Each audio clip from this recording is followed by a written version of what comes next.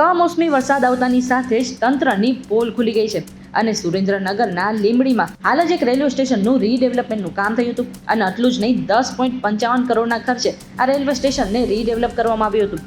પરંતુ એક વરસાદ આવતાની સાથે જ રેલવે સ્ટેશનની છતમાંથી પાણી ટપકવા લાગ્યું છે અને ખાસ વાત એ છે કે આ જે છત છે તેમાંથી એક જગ્યા પરથી નહીં પરંતુ અનેક જગ્યા પરથી પાણી ટપકતું હતું અને આ જ કારણે અત્યારે લોકોમાં રોષ પણ જોવા મળી રહ્યો છે.